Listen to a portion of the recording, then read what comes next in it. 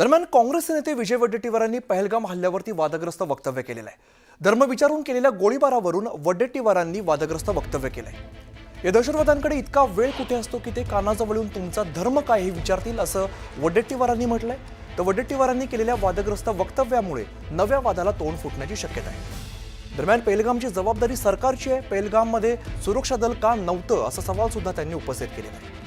तसंच पहलगाममधील हल्ला हे सरकारचा अपयश असल्याचा आरोप सुद्धा वडेट्टीवारांनी केलाय। तर दुसरीकडे हल्ल्याला जबाबदार असलेल्या आरोपींना तात्काळ अटक केली पाहिजे ही देशवासियांची भावना आहे असंही वडेट्टीवारांनी स्पष्ट केलं आहे। इस बारे में कोई बात नहीं करता। बात क्या करते हैं तो उन्होंने हिंदू का पूछ कर मारा।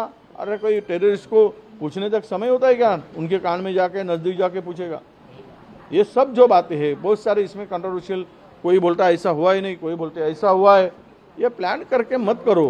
टेररिस्ट है, उसको कोई जात धर्म नहीं होता है, उसके साथ में ऐसा मत करो और उसको सीधा से सीधा उनको पकड़ के कार्रवाई करो। पहलगाम की जिम्मेदारी किसकी है? जिम्मेदारी तो सरकार ने लेनी चाहिए। पहलगाम की जिम्मेदारी, जो पहलगाम में घटना हुई, 27 लोगों की जान गई, क्या तुम्हारा वहाँ पे सिक्योरिटी क्यों नहीं थी? क्यों निकाली गई? वहाँ पे तुम्हारे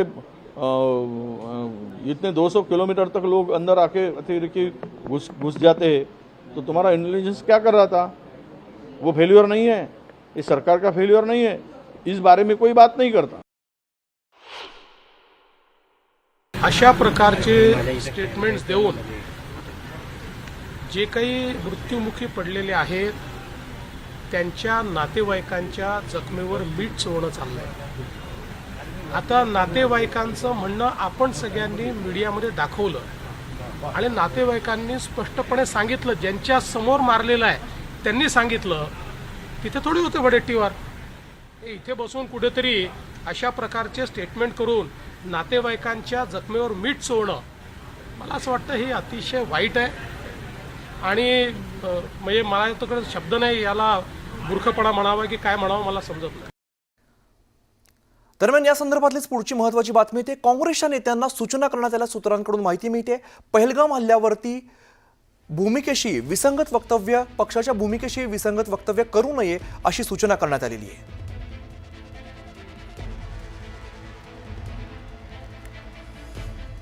तर राज्यामध्ये आता एकही पाकिस्तानी नागरिक बेपत्ता नाही, सर्व नागरिकांची ओळख पटली असं मुख्यमंत्री देवेंद्र फडणवीस म्हणाले।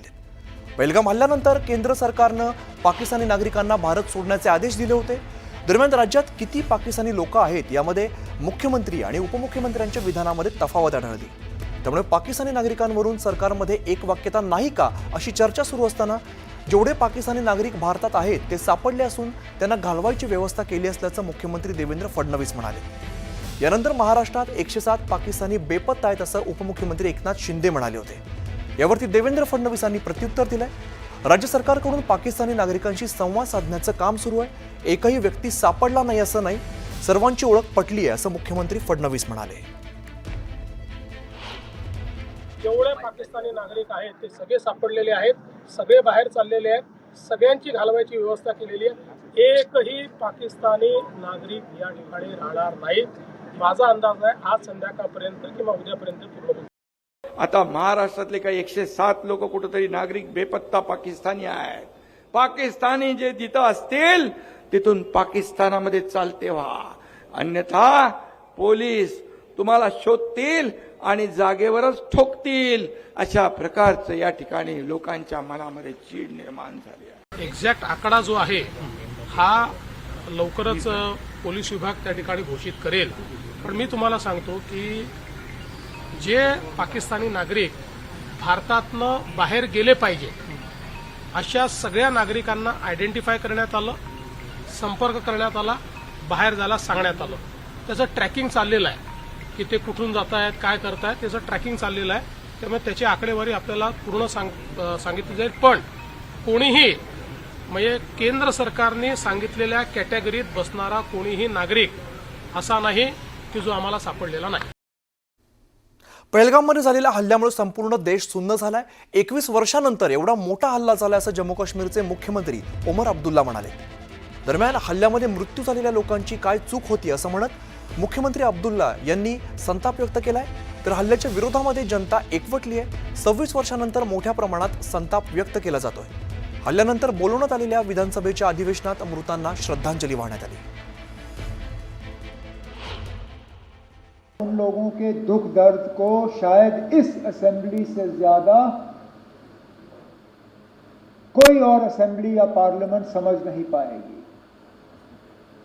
इसलिए हमने चाहा कि यहां इस हाउस के तरफ से इस हमले की मजम्मत हो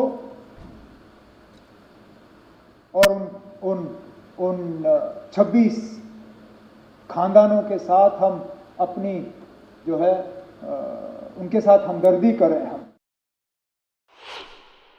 ये 22 रन का हमला 21 साल के बाद इतना बड़ा हमला हुआ है सिविलियन. हमें लग रहा था कि ये हमले जो हैं ये अब हमारे माजी का एक हिस्सा है. They are part of our past. ये हमारे आज की कहानी नहीं है, ये हमारा मुस्तकबिल नहीं है. लेकिन बदकिस्मती से बाइसरन ने दोबारा वो हालात यहां पैदा किए.